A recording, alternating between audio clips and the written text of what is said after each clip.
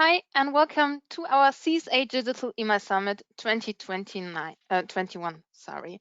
I'm a little bit nervous because this is the first webinar for this year, but I'm glad that you're also taking part virtually with us.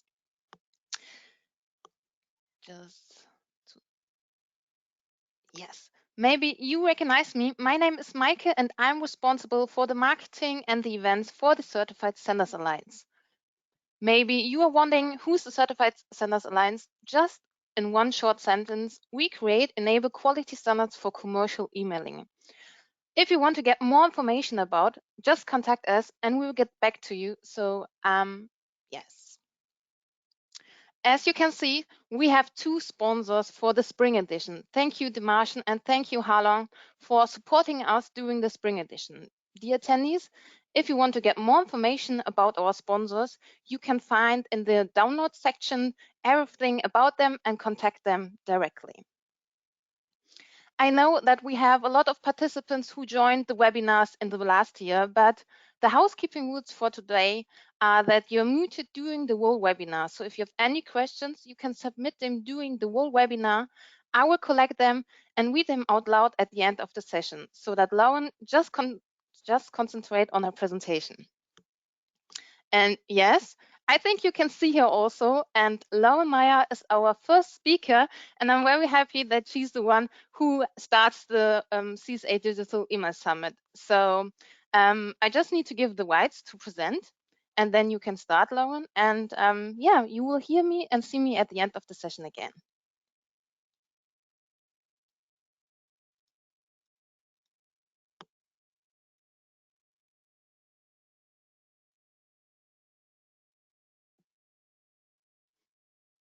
I think we can't hear you at the moment. Just now we should hear you. There we go. Okay. Yay. How are we doing? All right. Hi, everybody. Thanks for joining us. And thanks, Micah, for kind of opening things up and for inviting me to open your summit. This is super exciting. It's the spring edition of the CSA Digital Email Summit for 2021.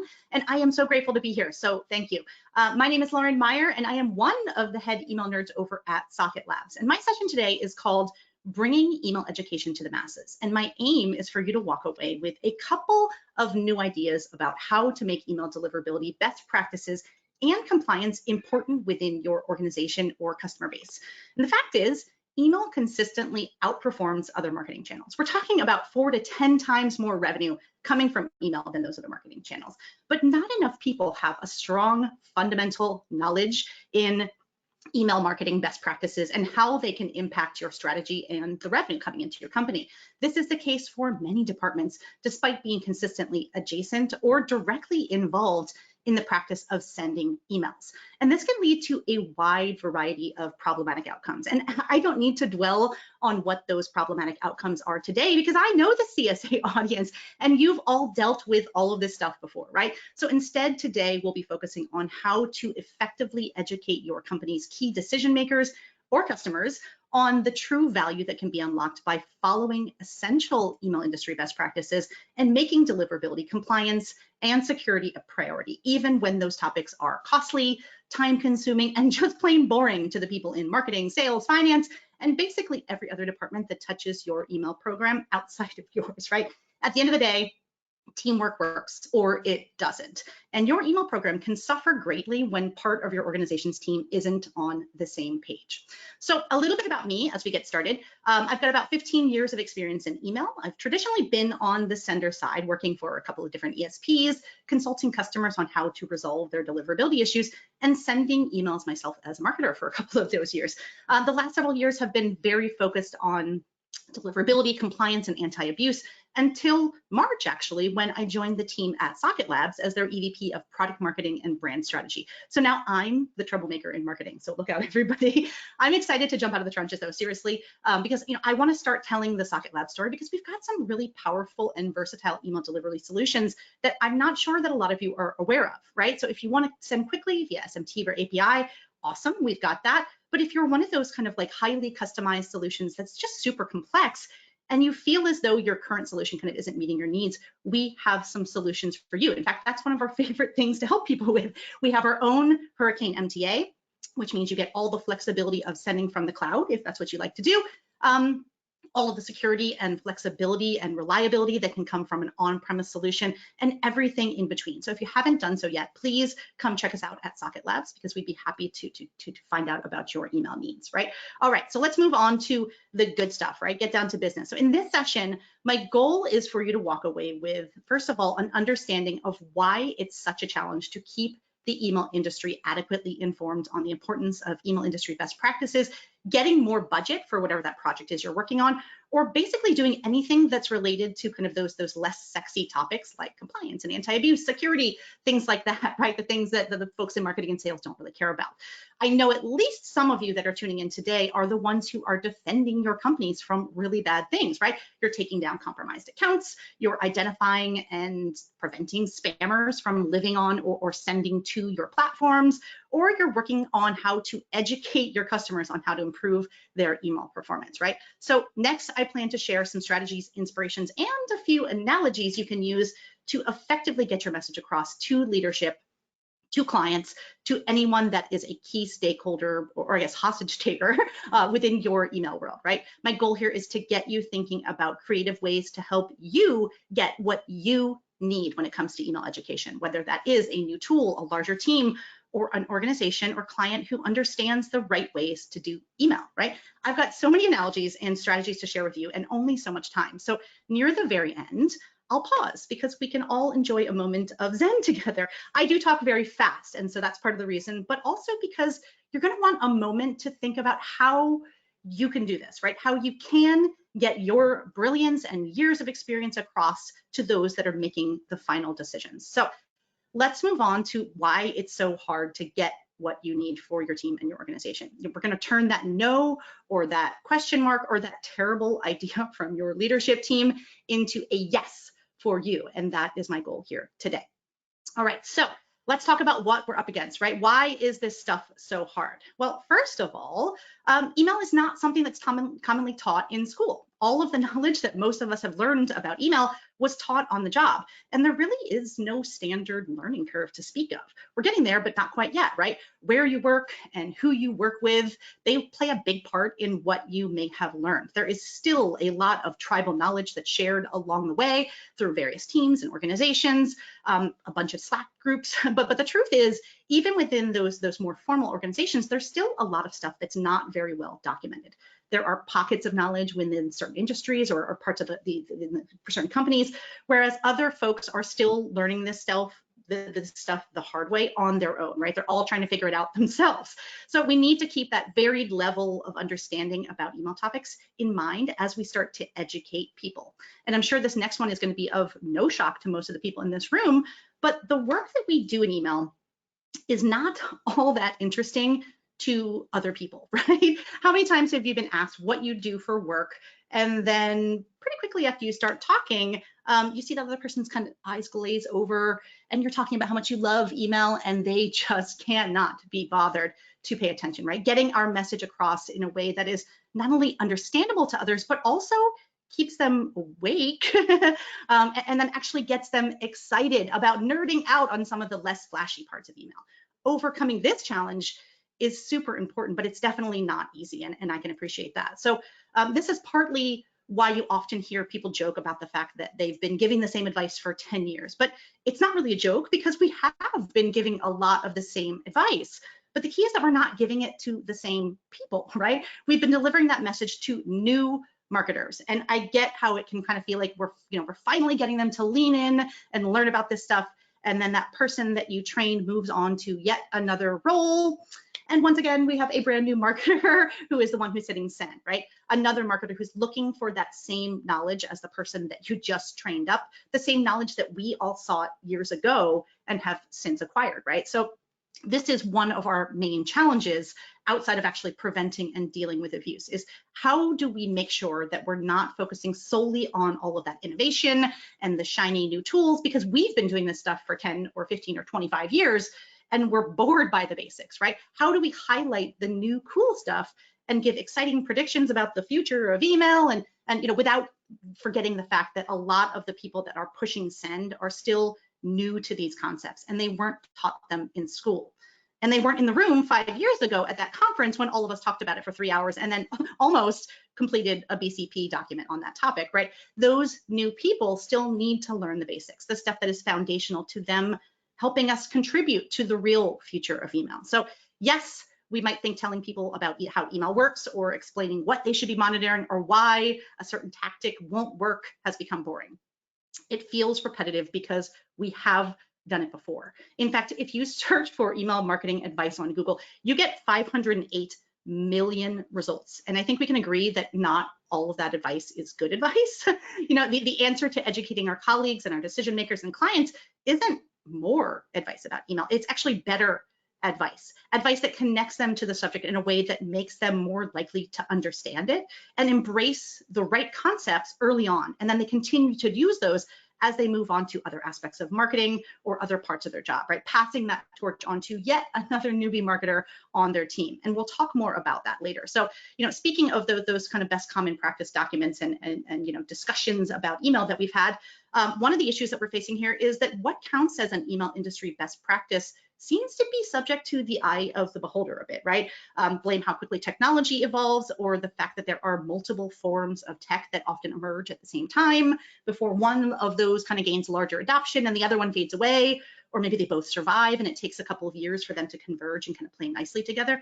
Other best practices actually seem to serve the vendor who suggested them more than the actual email practitioners themselves. So even just knowing what actually matters within the industry can take a lot longer to agree upon than we kind of realize, right? So even just taking those past discussions that we've had at the CSA Summit, or think of those BCP documents that you've ever worked on with anything more than 2 or 3 contributors.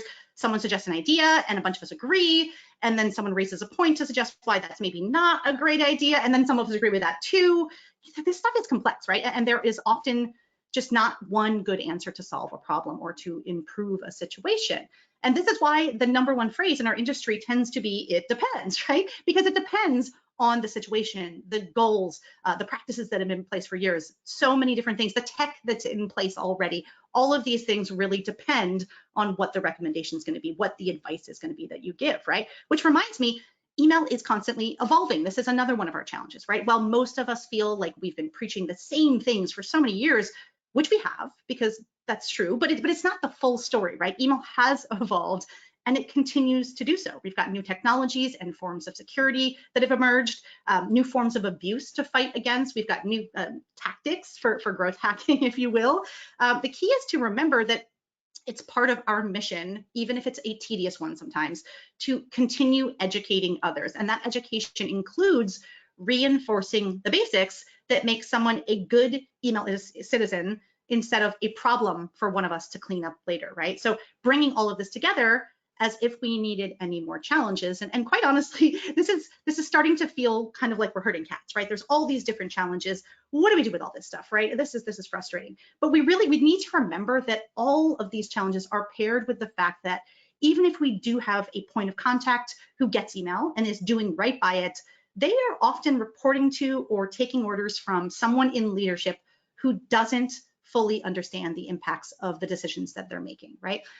For all intents and purposes, this person might as well be living on the moon sometimes. You know, take that CMO who is under pressure to provide new leads to sales, and they very quickly jump to purchasing a list or running a campaign that brings in big numbers of people, but very low quality leads. That CMO has reached their goal of bringing in 10,000 new leads, but now you get to clean up the mess made by all the complaints and deliverability issues that it caused. So how do you get ahead of a situation like that if you're not even in the room when those decisions are being made? Email education is truly the way. So before we jump into some strategies that can help you educate your decision makers, I'd like to pause really quickly and take a quick audience poll, right? So this is, I'm taking the spotlight off myself. I would like to hear from you guys really quickly. You know, we just walked through a bunch of challenges. So I'm curious to know, between the choices on your screen, which hopefully Micah is kind of queuing that up, which one of these aspects of email education do you find the most challenging? And we'll just pause and give it a little bit of time for you guys to wake up and make your choices.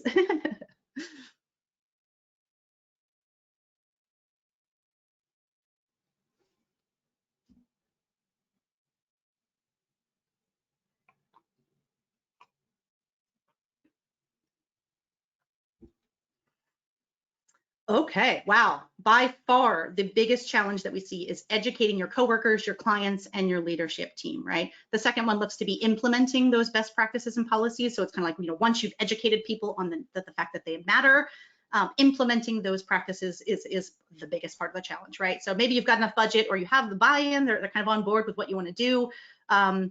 That's not really an issue for you guys. And the employee turnover is not really an issue as well, which is really nice to hear. So hopefully we'll be able to focus on some of those ways that you can kind of educate other people in other departments, your leadership team, and get some of those practices taken over there. So, all right. Micah, do I need to reshare my slides? Okay, cool, we're good. I see that. Okay, great. Yeah. All right. Okay. Jumping back in. Sorry about that. Yeah, I was looking at the wrong screen, I think. There we go. All right. So are you ready to jump into strategies that you can use to get what you need? Whether that is more budget, right? We talked about that's not really a big issue for you guys if it is getting a bigger team, or if it really is just that organization who understands email best practices and why they are so important and why they should be using them. So as we roll through this section, think about your challenges, what you're trying to accomplish. While my example may not be 100% relevant for what you're trying to do, the tactic should be, right? All right, so the first one is that email is complex, right? But regardless of whether your audience is a prospect or a customer, a colleague, or a member of the leadership team, considering the level of understanding that that person may or may not have about the topic is so essential to your success in whatever you're trying to do, right? If you come in too hot on the call or in that meeting with a person who's more experienced than you, it might offend them or hurt your working relationship because they're like, what's this person's deal, right? But if you assume that they know too much and you kind of skip over the basics, you might lose them in the first couple of minutes, and that's not great either. So seek to understand your audience ahead of that conversation whenever that's possible. And even if you're meeting someone for the first time, try to hold your judgment or that list of recommendations that you have kind of circling around your brain for after you've asked a few questions to better understand what are their goals, what are their challenges, what can you do to help with those goals and those challenges, right? Gather some context first, then share your take on the situation. All right, the next one, speaking of understanding, right, is that a lack of understanding is one of the main reasons for not getting what you need, right? Awareness within your team and the greater organization or your client base is so essential, and it's so hard to do because of just all of these moving parts, the fact that people are focused on other things besides email, whatever it is, right? Your leadership team, though, and any key decision makers within your organization are the ones who are setting the foundation for what your company is going to work on, what your company spends money on, and where they dedicate their resources, both human and financial. So if they aren't aware of what your need is, it's kind of like it doesn't exist.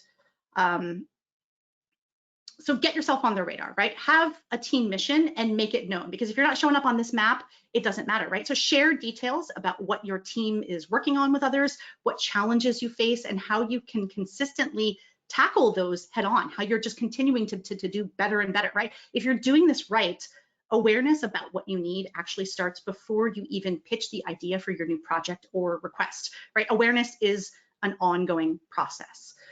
An example here is celebrating your team's wins, right? This is great for company morale, and it also starts to create that proven track record of your team's challenges and how you're solving them. This highlights the value your team brings within the company, which can give leadership confidence in your team's ability to successfully handle a proof of concept or a project that might require time, lots of development hours, or budget, right? And along the same lines, you need to hold yourself accountable to the same level of awareness that you're trying to spread within your company, right? This goes back to number one a bit, which was understanding your audience, but it is so much more than that. You want to be aware of the current tech stack within your company, right? Is your new tool or process going to jive with what's currently running within your business? Or is it a redundant tool used by another team? This kind of stuff can hurt your chances of getting a yes. So, try to figure out, can you gain access to their tool, or can you get them to adopt your tool or process because it's actually better, right? So you also want to be aware of your company or client's priorities, right? How does your mission fit into the grand scheme of what your entire company or client is trying to do, right? Realize that you're not always going to have top billing when it comes to budget or dev resources, or even just the attention of your primary audience, right? If you send that big block of text in your email to a client, they're probably going to read the first couple of sentences if you're lucky, maybe do the first bullet point that you would ask them to do. So it really is important for you to kind of stay focused on that, right? Which brings me to, my next point, which is a great way to raise your own awareness within what's happening in the email world, right? And this is to find allies. So whether this is on the client side or maybe within another department that your team historically kind of doesn't get along with, you want to find allies on your team, right? So much of a successful business relies upon multiple teams working together effectively. It's kind of like a whole bunch of little puzzle pieces within the same puzzle, right? If you're missing a corner, that doesn't look great for the overall puzzle in the end. So any efficiencies lead to a loss for your business. So finding allies is not only good for business in general, but it's also good for you when it comes to having cheerleaders within the organization who are either supporting or vetoing your project when it comes up behind closed doors in their meetings, right? So not to mention the fact that revenue driving teams such as sales or marketing tend to have big budgets and lots of influence on the company's priorities because they are client facing. So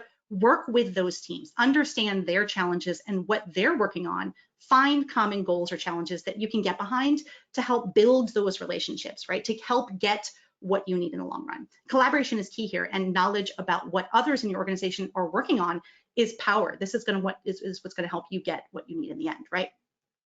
So along the lines of finding allies, consider all of your potential stakeholders before you pitch that idea to your actual decision makers, right? So how does what you're proposing affect marketing, sales, IT, project management, finance, support, customer success? Yes, I did just list basically every company within every team within your company, because I want you to think about all of those different departments and how they may be impacted by what you're doing. Like, what is that butterfly effect, right? So collaborate closely with those teams regularly and keep them updated on your team's needs, your progress, and your challenges.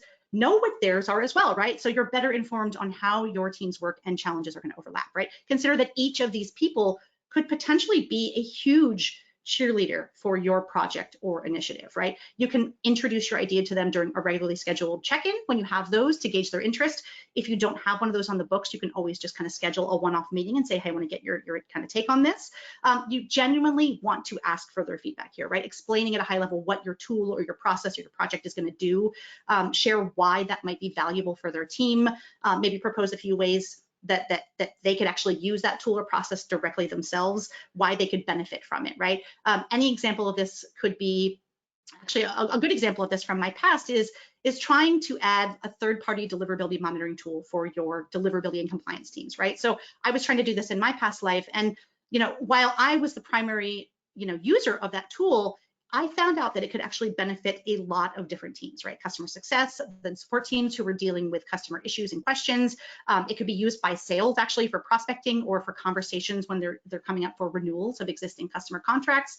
Marketing could use it for lead scoring, and clients of yours could actually benefit from greater insight. So the list just goes on and on and on when you think about how other people in the company might use that tool. So the point is, while these people are not your decision maker, and in fact might be competing with you when it comes to dev resources or something like that, these stakeholders could be your Trojan horse to getting exactly what you need, right? The way you offload the expense of a new tool or a bigger team, because getting what you need benefits the company as a whole, right? So find ways to sort of share that budget, share those challenges that you're facing.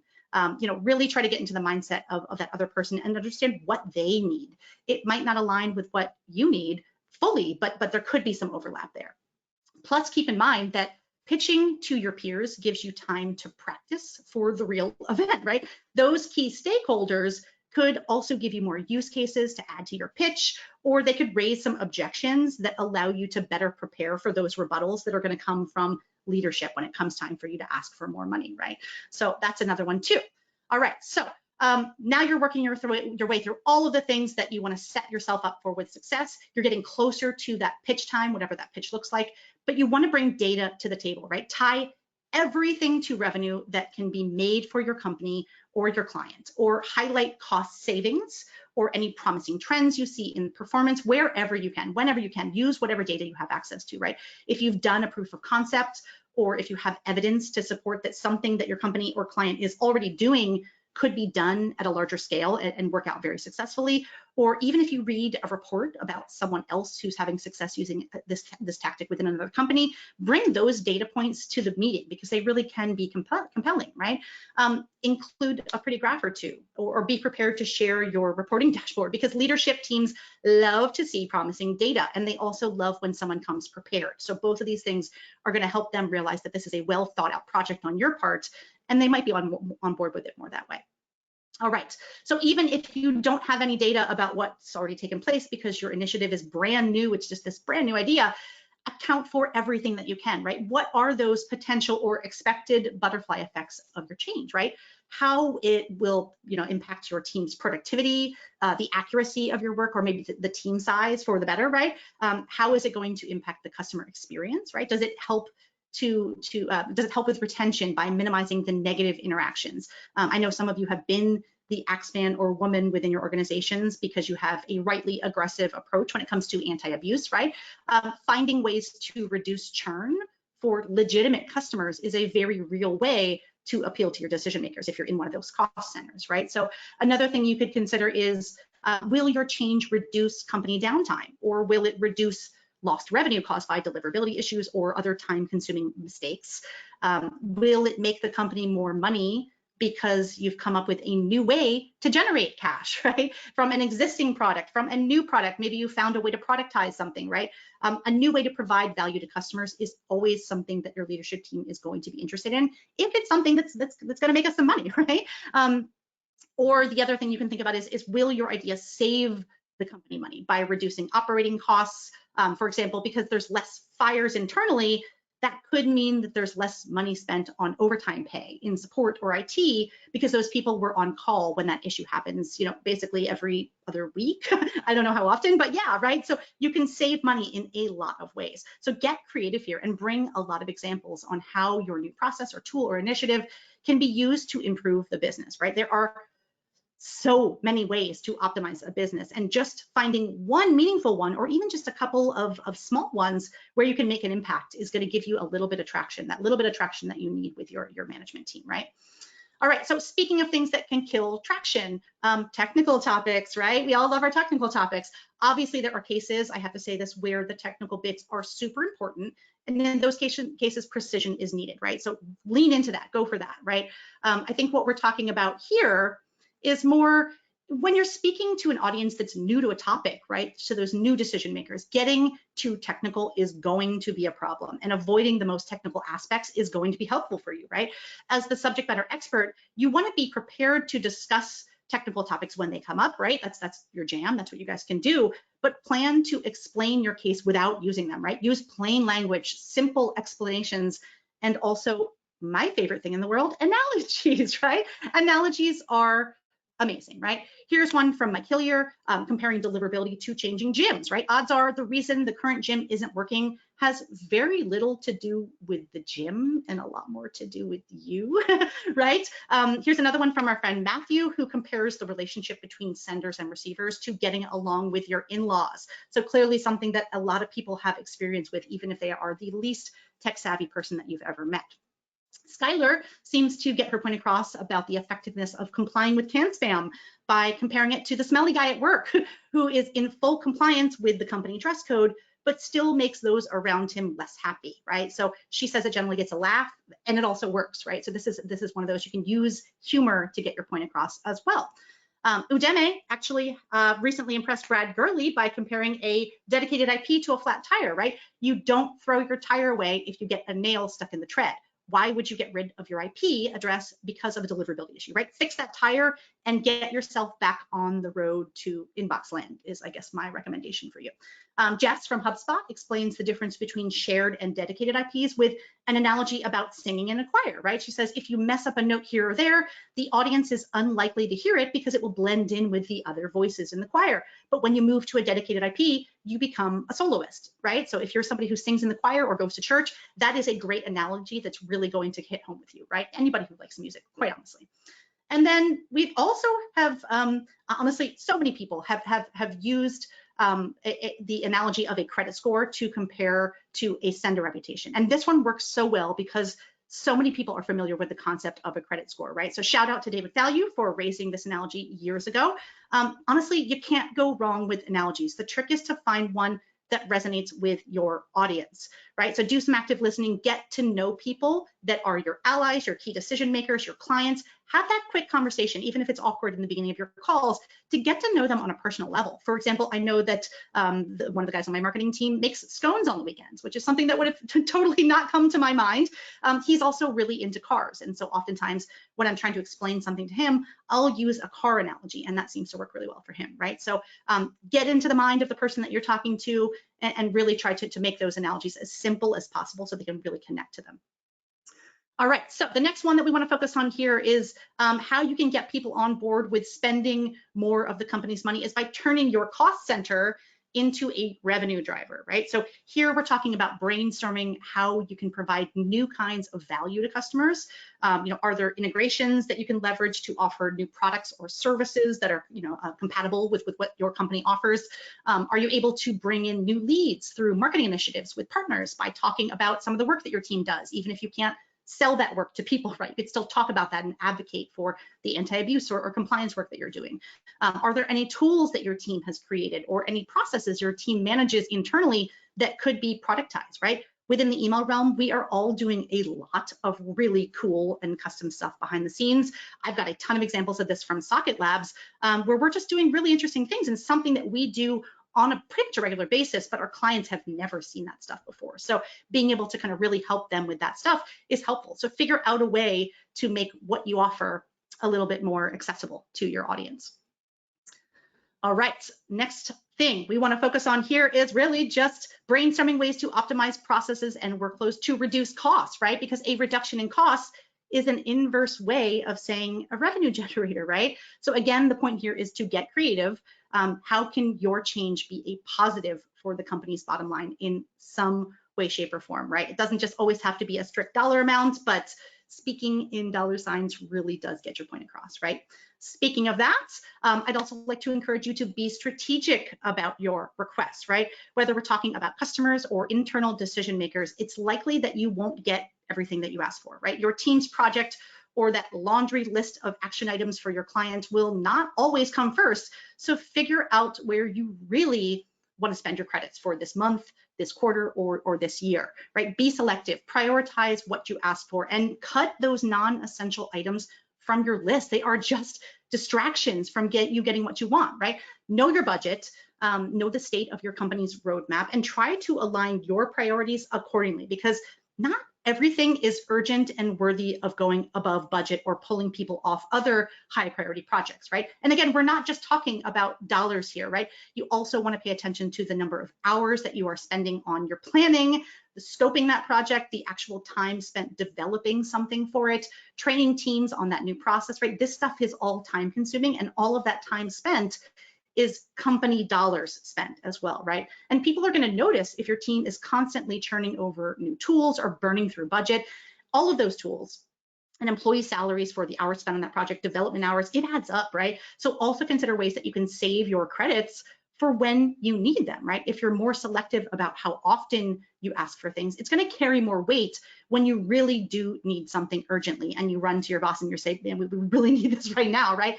Having some of your real budget left over also helps with that, right? If you can kind of cover a little bit of that cost, that's going to make people kind of lean in and listen a little bit more, right? All right, and then lastly, plan for how you will track the performance and the success of your change. So the next time that you ask for something, people are going to have higher confidence in the fact that the things that you ask for generally tend to lead to good things for the company, right? As your project launches or that new best practice that your client implemented, if that works to fix their issue or to make them a little bit more money, socialize those results, right? Both the good ones and the bad ones, right? Celebrate the things that went better than expected and the people who made those things a success, right? Including your allies, your cheerleaders, and your key stakeholders. Also acknowledge what didn't go so well and why you believe that to be the case, right? You're showing that you're not going to repeat those mistakes next time, or that at least maybe you have a hypothesis for how to make the situation better, right? This is all, again, very helpful to leadership, getting you what you need in the future as well as today. All right, and then call out when you've made the company more money, when you've streamlined processes that are leading to savings through headcount or hours spent or some other meaningful and tracked metric, right? If you've improved communication in the support team and that led to better employee relations, but that led to also higher efficiency in turnaround times or higher customer satisfaction scores, celebrate that team success, right? Talk about the fact that the team is getting along better and the morale is better, but also talk about those KPIs that really prove that you saw success on paper, right? Again, this has got to be tied to something that is trackable. I get it, attribution is tough when you're a marketer, but if I were to create some kind of initiative and then just claim an increase in page views on our website is because of me, that's not likely to help me out with leadership when it comes time to discuss budget or that next big project, right? You need to provide results that do make sense on paper, as well as something that kind of sounds hypothetically like a good thing to do, right? It's both of those things. All right. So a couple of final thoughts to close us out. We'd normally be chatting about this stuff over a Kolsch at the local bar. So today I just want you to pretend. I'm just going to kind of sit here at the table, right? My final thoughts for you here are keep it simple, right? I've shared a lot of ideas today. You don't need to try them all. Just take it step by step, right? Lay the groundwork for getting what you need. Understand those key decision makers. Think about the butterfly effects within your industry. Think about the initiatives that you have and how those align with other departments. That's a great start, right? Find a better way to understand those key decision makers as well as your key stakeholders, right? It's not just about the people that are saying yes, it's about all the people behind them that support all of that work that's happening, right? So speak to those people on their level and get your point across in a polite yet professional way, right? Don't be pushy. You want to kind of work with them. You want to be a team here. Always bring data and facts to the conversation and be prepared for rebuttals, right? Not everyone's going to love your idea as much as you do, and that is a fact, but they can get on board with it if they realize that you have a well thought out plan, right? Which brings me to my last, I guess, final thought here is get creative, right? Just like with email, there are countless ways to optimize. So figure out what's going to work best for you and go for it, right? Again, my name is Lauren Meyer. I'm the EVP of Product Marketing and Brand Strategy for SocketLabs. Thank you so much for joining me today, and an even bigger thank you to the CSA for the invitation. I guess that's it for now, Email Geeks. We're going to move into the next section, which is the Q&A. So after that, you're going to get back to work, right? So that's you guys. All right. Yeah, so far we don't have any questions at the moment, but Cool. that's no problem. That's good for you. Yes, that's so. Yeah, Dear attendees, if you have questions during the next days and you see the recording and then say, I just have one question again, just contact us or contact Lauren directly and we will answer, or Lauren will answer the questions. So I think that's it for today. And dear attendees, thank you for joining. Thank you, Lauren, for being part of the CSA Digital Summit. And you will receive a feedback form after this webinar, and would be very happy if you fill out the feedback form and give us feedback for the future. And I wish you a happy evening and hopefully see you soon. And you too, Lauren. See you soon. Thanks very much, Micah. Bye, Email Geeks. Thank you. Bye.